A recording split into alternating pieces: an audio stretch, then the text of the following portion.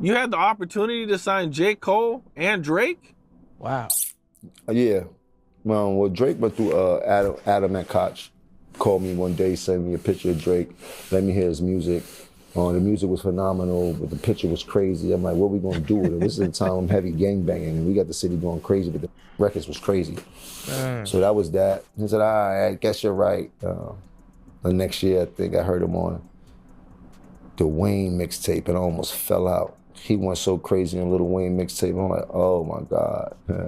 And then J. Cole, he sat in my studio while I made every night, while I made the whole Pray for Rain album. Yeah, J. Cole He lived sat in New there York. and he rapped every night too. Yeah, and I'm like, bro, like, you rapping, but you sound like Drake and you man light skin.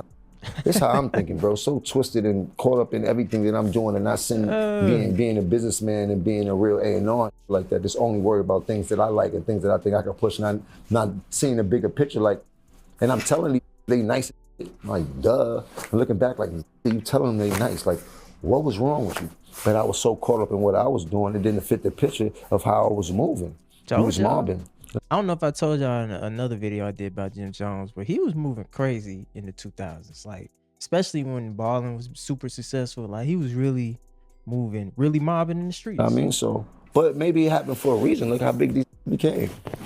You heard? Maybe I couldn't bring them to where they was gonna go.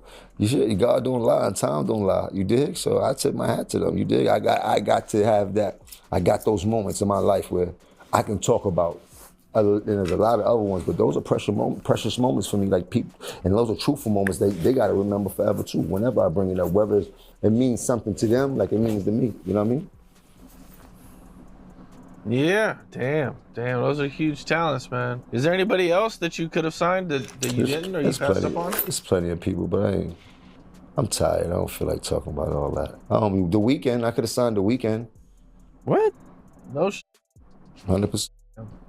I could have signed The Weeknd in Canada. Shouts to Cash and the whole EXO family, Sal and all of them. The day that Stax had died, I had to go to Canada. It was one of the saddest days in my life.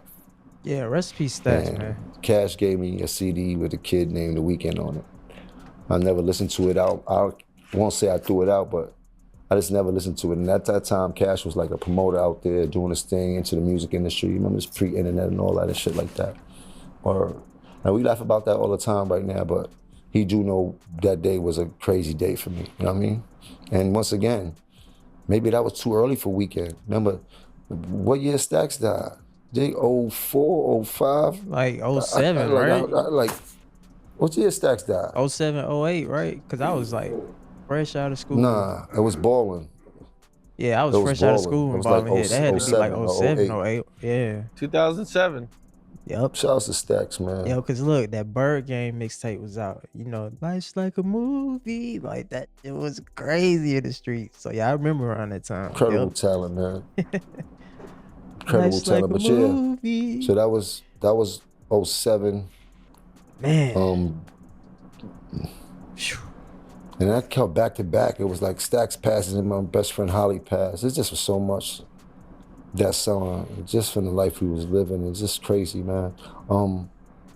But yeah, and my mind was somewhere else, and how the record labels push you when you're in the midst of being hot, like they don't have no feelings towards anything you got going on in your life. So, of course, they pushing you to go to Canada. That's you know what I mean? And my mind wasn't there, and I missed that opportunity to sign The Weeknd, but people would have probably never knew him as The Weeknd. And what year did we start hearing about The Weeknd? If that was 07, 2012, when did you start 13? hearing about The Weeknd? 10 years later, maybe? It was like 2017, 2018, something like that? Nah, something like that. So look at that. Look at that. That might have been too early for him to reach the stardom and just. He's one of the biggest artists we ever seen in artist history. He's like Drake, he's like Michael Jackson. He's like, these artists are in the top of their realm. Yeah, so when it comes to being an artist, you know, when it's your time, it's just your time. Now, I couldn't have imagined The Weeknd signed to Jim Jones on Bird Gang. Like, imagine if like Drake or J. Cole or The Weeknd ended up on Bird Gang with Max B and Stack Bundles, and that wouldn't have worked. You feel me? It wouldn't even make sense. And The Weeknd didn't even blow up till like what was it, 2013 with House of Balloons and that whole trilogy. So, everything happens for a reason, but you just never know how long somebody's journey has been. Because I didn't even know Cash was a promoter up there in Toronto. So I had no idea. So that's where the whole Cash, the Weeknd, EXO relationship come from. So you see, it take time for anybody that want to be an artist. You want to break into the music industry, you want to get a name for yourself, you got to go through them dog days, you know what I mean, where people can tell these stories about how long you've been going, and it just adds to your artistry and longevity and how people perceive you. Because it's like, wow, Drake really been out here working. And I'm seriously, I really I could not imagine Drake under Jim Jones and Bird Gang. I just could not. Because I remember when Drake came out back in the day, he had the song Replacement Girl with Trey Songz. They would play his video every now and then on BT. And I was just like, okay, light-skinned dude, R&B. I'm like, how do you market this? Back in the day. But I always thought his music and his hooks and all that stuff was just dope. But yeah, man, it's the Kid Ríez. Until next time, ladies and gentlemen, make sure y'all be safe, stay carefree, and I'll catch y'all later. Peace.